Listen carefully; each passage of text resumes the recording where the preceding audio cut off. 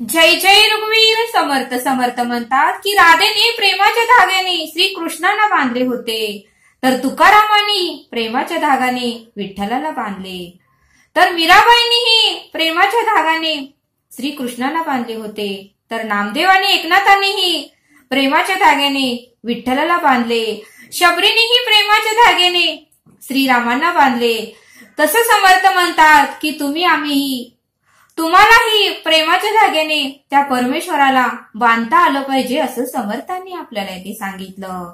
समर्थ म्हणतात की भजन म्हणजे भक्तीने जपलेले नामस्मरण. समर्थ म्हणतात की भजन म्हणजे काय, तर भक्तीने जपलेले नामस्मरण यालाच भजन म्हणतात असं समर्थांनी आपल्याला इथे सांगितलं. समर्थ म्हणतात की परमेश्वराला आवडते ते तू परमेश्वराला दे, तुला जे आवडते ते तू परमेश्वराला देऊ नकोस. परमेश्वराला त्या परब्रह्माला जे आवडते ते तू परब्रह्माला दे आणि तुला जे आवडते ते तू देऊ नकोस.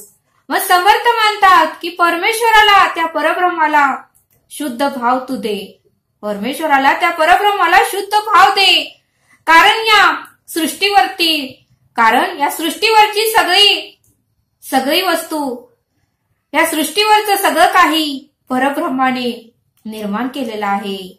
आणि म्हणूनच समर्थ म्हणतात की काय द्यायचं असेल तर तुझा शुद्ध भाव तू त्या परब्रह्माच्या चरणी अर्पण कर असं समर्थांनी आपल्याला इथे सांगितलं. समर्थ म्हणतात की मीराबाईंनी श्रीकृष्णासाठी विषही प्रशान केले, मीराबाईंनीही श्रीकृष्णासाठी विष प्रशान केले आणि ते विष मात्र श्रीकृष्णाने पचवले, ते विष मात्र श्रीकृष्णाने पचवले आणि त्यांची मूर्ती काळी निळी पडली असं समर्थ आपल्याला ते सांगतात.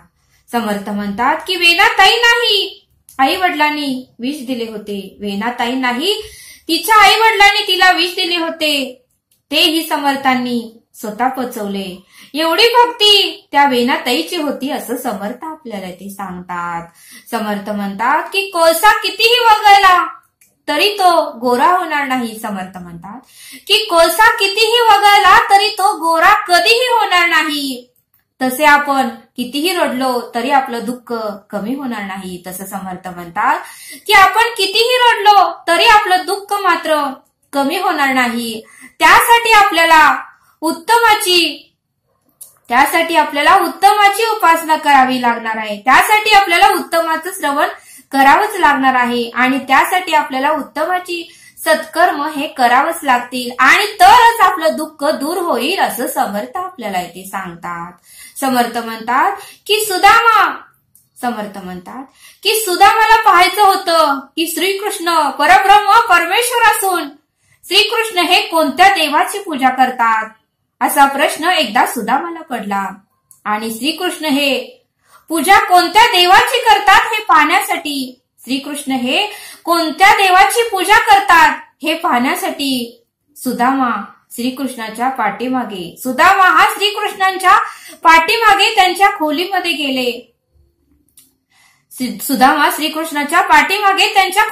गेले. सुदामाला पाहायचं होतं की परब्रह्म ईश्वर, साक्षात परब्रह्म असून ईश्वर असून परमेश्वर असून तो कोणत्या देवाची पूजा करतो हे सुदामाला पाहायचं होतं आणि म्हणूनच सुदामा श्रीकृष्णाच्या पाठीमागे त्यांच्या खोलीमध्ये गेले.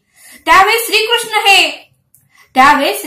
हे सुदामाच्या मूर्तीची, अर्जुनाच्या मूर्तीची आणि मीराबाईच्या मूर्तीची पूजा करत होते. त्यावेळेस श्रीकृष्ण हे सुदामाच्या मूर्तीची, अर्जुनाच्या मूर्तीची आणि मीराबाईंच्या मूर्तीची पूजा करत होते. त्यावेळेस मात्र सुदामाच्या डोळ्यात अश्रू आले.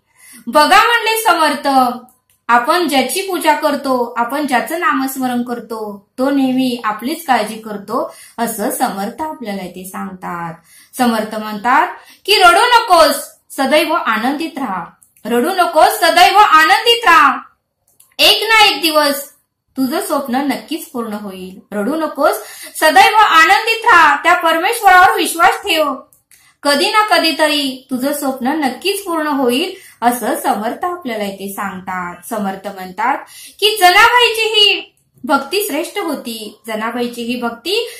होती. ज्यावेळेस रुक्मिणी माहेरी जात होती. ज्यावेळेस रुक्मिणी माहेरी जात होती आणि माहेरहून परत आल्यानंतर मात्र रुक्मिणी लाडू घेऊन येत होती. माहेरहून परत आल्यानंतर मात्र रुक्मिणी लाडू घेऊन येत होती आणि त्यावेळेस तेच लाडू परब्रह्म विठ्ठल जनाबाईला द्यायचे. त्यावेळेस तेच लाडू घेऊन परब्रह्म परमेश्वर जनाबाईला द्यायचे. कारण त्या जनाबाईचे अखंड नामस्मरण त्या विठ्ठलाचे होते. कारण त्या जनाबाई अखंड नामस्मरण त्या परब्रह्माचं विठ्ठलाचं करत होती असं समर्थ आपल्याला ते सांगतात. समर्थ म्हणतात की वरून आपण खूप छान दिसतो. समर्थ म्हणतात की वरून आपण खूप छान दिसतो, पण आतून मात्र आपले विचार फार वाईट असतात. आतील विचार ही स्वच्छ करा असं समर्थ आपल्याला ते सांगतात. समर्थ म्हणतात की आरशात बघितल्यावर जसे आपण दिसतो, समर्थ म्हणतात की आरशात बघितल्यावर जसे आपण दिसतो तसंच आपले कर्म केल्यावर आपल्याला फळ मिळणार आहे असं समर्थांनी आपल्याला ते सांगितलं. समर्थ आपल्याला एक बोध देतात. बिरबल हा फार हुशार होता आणि बादशाच्या दरबारात मात्र बिरबलचं वजन वाढतच होतं आणि बादशाही बिरबलचा खूप लाडका होता. बिरबलचा भयंकर लाड करत होता आणि त्यामुळेच बरेच जण बिरबलचा द्वेष करू लागले. बरेच जण बिरबलचा मत्सर करू लागले. कारण बऱ्याच लोकांना बादशाह आणि बिरबल या दोघांचं चांगलं चाललेलं बघवत नव्हतं. त्यामुळे बरेच जण बिरबलचा द्वेष आणि मत्सर करू लागले होते आणि काही लोकांनी बिरबलचा नाश करायचा डाव रचला. काही लोकांनी मात्र बिरबलचा नाश करायचा डाव रचला आणि एक सलीम न्हावी म्हणून होता जो बादशासाठी न्हाव्याचं काम करत होता आणि त्या सलीमने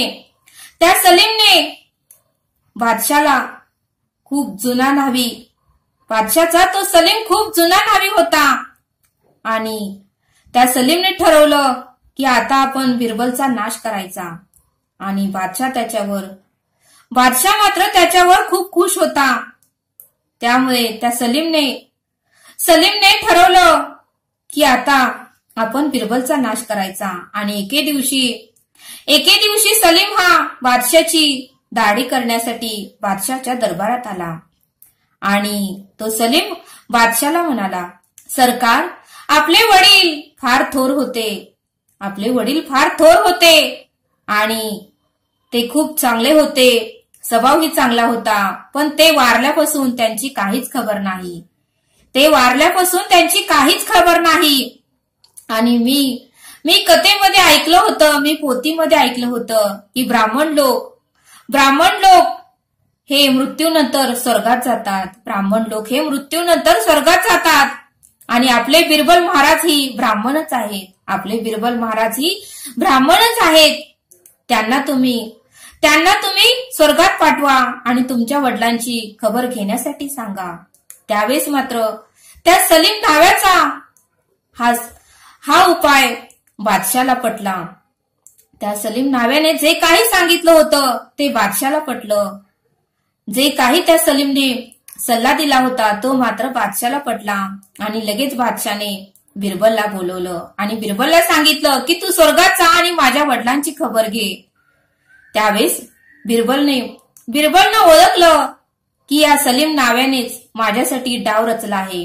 बिरबलने ओळखलं की सलीम न्हाव्यानेच माझ्यासाठी हा डाव रचला आहे. माझा नाश करण्यासाठीच त्याने बादशाला काहीतरी सांगितलं हे बिरबलने ओळखलं.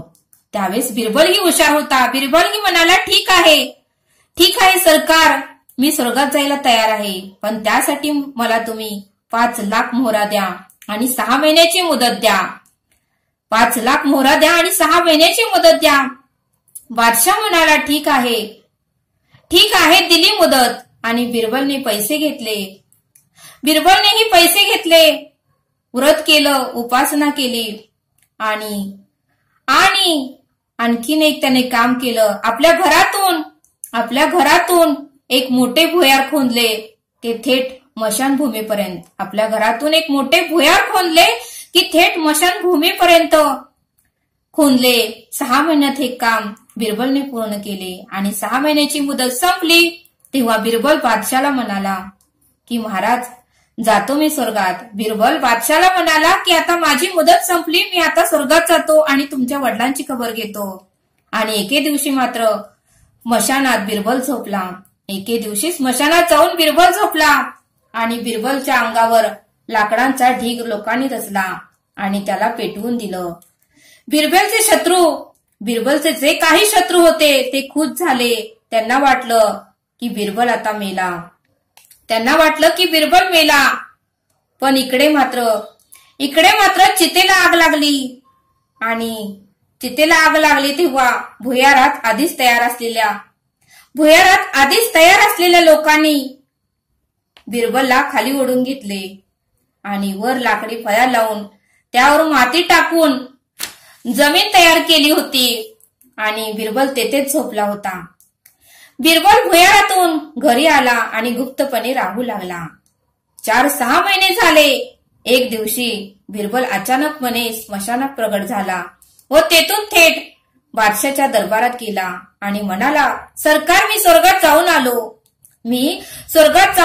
तुमच्या वडिलांची भेटही घेतली, त्यांची विचारपूसही केली आणि मी तुमच्या वडिलांचा निरोप घेऊन आलोय. बिरबलला पाहताच बादशाला आनंद झाला आणि दरबारातील सर्व मंडळही बिरबलला भेटण्यासाठी बादशाच्या दरबारात आले. बादशाह म्हणाला, बिरबल काय म्हणाले माझे वडील काय म्हणाले हे सांग. त्यावेळेस बिरबल म्हणाला, सरकार स्वर्गात आपले वडील सुखात आहेत. अमृत त्यांना मिळत आहे. मीही अमृत खूप प्यालो आणि त्यांनी तुमच्यासाठी निरोप पाठवला आहे. ते सुखात आहेत पण त्यांची दाढी करण्यासाठी तेथे न्हावीच नाही. त्यांची दाढी मात्र खूप वाढली आहे आणि दाढी करण्यासाठी मात्र तेथे न्हावीच नाही. आणि त्यांनी तुमच्यासाठी निरोप पाठवला आहे की तुमचा जो सलीम न्हावी आहे त्याला स्वर्गात पाठवून द्या, असं तुमच्या वडिलांनी माझ्याकडे निरोप पाठवला आहे. त्यावेळेस मात्र सलीम खूप घाबरला आणि त्याने मान खाली घातली. त्यावेळेस बादशाने हुकूम चढवला की सलीम तू आता उद्या स्वर्गात जायचं. आणि ताबडतोब बादशाने त्या सलीमला दुसऱ्या दिवशी स्वर्गात पाठवून द्यायचा निर्णय घेतला.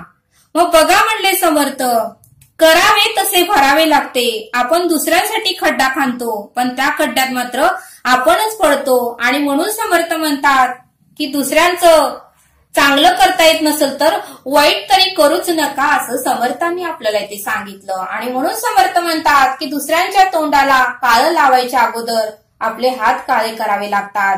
दुसऱ्यांकडे एक बोट केल्यानंतर आपल्याकडे 4 बोट होतात. दुसऱ्यांना आरे म्हणलं की समोरची व्यक्ती कारे म्हणणारच आहे, असं समर्थांनी आपल्याला इथे सांगितलं. समर्थ आपल्याला एक श्लोक देतात. निराकार आधार ब्रह्मादिकाचा जया सांगतासी न लिवेत वाचा.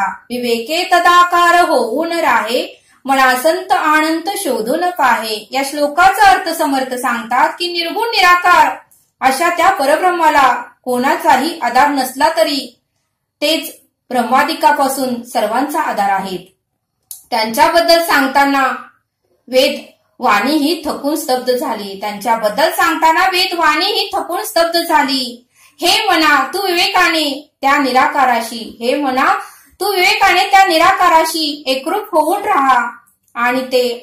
आणि अनंत काय आहे, शाश्वत काय आहे याचा तू शोध घे. अनंत काय आहे, शाश्वत काय आहे याचा तू शोध घे. असा या श्लोकाचा अर्थ समर्थांनी आपल्याला इथे समजावून सांगितला.